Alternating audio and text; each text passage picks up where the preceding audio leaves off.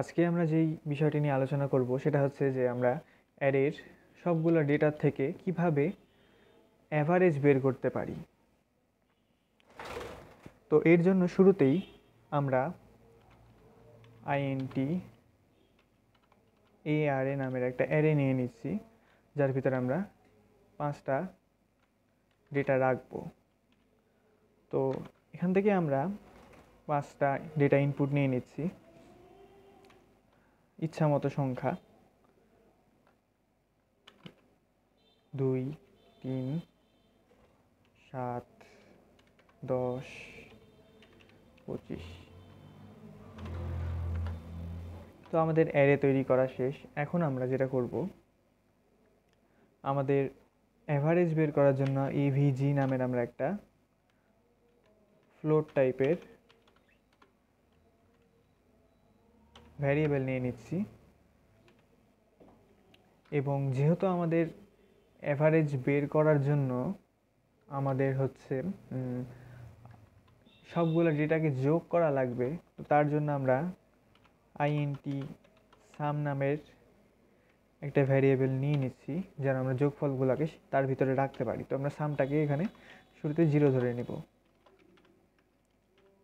এখন আমরা একটা ফর লুপ চালাবো যাতে আমরা এই সামটা বের করতে পারি। i = 0 ধরে নেব এবং যেহেতু আমাদের লুপটাকে 5 বার চালানো লাগবে, তার জন্য আমরা <5 দিয়ে দিব এবং i++। এখন আমরা সাম বের করার জন্য sum প্লাস ARA, এখানে আমরা i দিয়ে দিব যেন আমাদের প্রত্যেকবার ইটারেশনের সময় i এর ভ্যালু বাড়তে থাকে এবং প্রত্যেকটা ইন্ডেক্সের ভ্যালু এখানে বসতে পারে। এবং সর্বশেষে আমরা সামটা যেটা পাবো সেটাকে আমরা অ্যাভারেজের ভিতরে দিয়ে দিব, দিয়ে ফ্লোট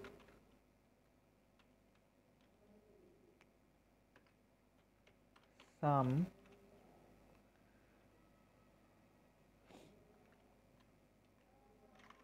সামকে আমরা যেহেতু 5টা সংখ্যা নিয়েছি তাই 5 দিয়ে ভাগ করে দেব।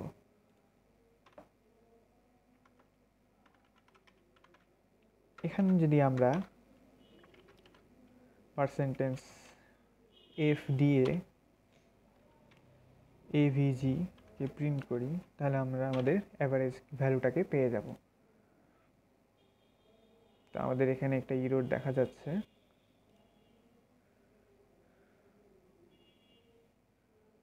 আমাদের এখানে ব্র্যাকেটটা হয়তো হবে না,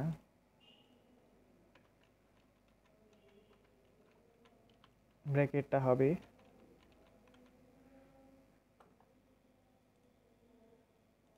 এইখানে।